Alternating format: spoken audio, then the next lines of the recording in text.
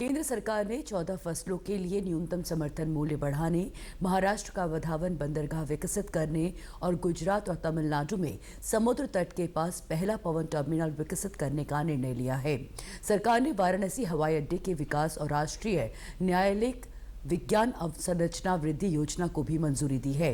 केंद्रीय मंत्रिमंडल की कल नई दिल्ली में हुई बैठक के बाद मीडिया को संबोधित करते हुए सूचना और प्रसारण मंत्री अश्विनी वैष्णव ने कहा कि सरकार ने बैठक में 5 बड़े फैसले लिए हैं।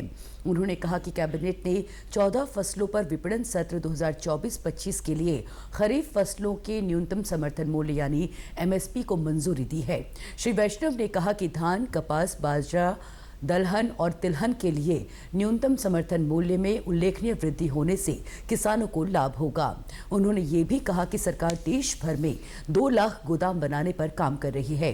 मुख्यमंत्री पुष्कर सिंह धामी ने विपणन सत्र 2024-25 में खरीफ की फसलों की न्यूनतम समर्थन मूल्य यानी MSP में वृद्धि करने पर प्रधानमंत्री नरेंद्र मोदी और केंद्रीय मंत्रिमंडल का उत्तराखंड के समस्त अन्नदाता किसानों की ओर से आभार व्यक्त किया है। मुख्यमंत्री पुष्कर सिंह धामी ने कहा कि केंद्रीय मंत्रिमंडल का निर्णय संपूर्ण देश के किसानों को सशक्त करने वाला है। इस निर्णय से किसान भाई बहनों की आय बढ़ने के साथ ही उनके जीवन स्तर में भी सुधार होगा।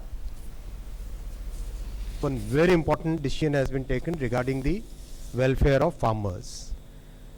खरीफ सीजन स्टार्ट हो रहा है। खरीफ सीजन के लिए 14 क्रॉप्स पे मिनिमम सपोर्ट प्राइस आज कैबिनेट ने अप्रूव किया है। The government of India had given a very clear policy decision, had taken a very clear policy decision that MSP कम से कम 1.5 गुना होनी चाहिए कॉस्ट की।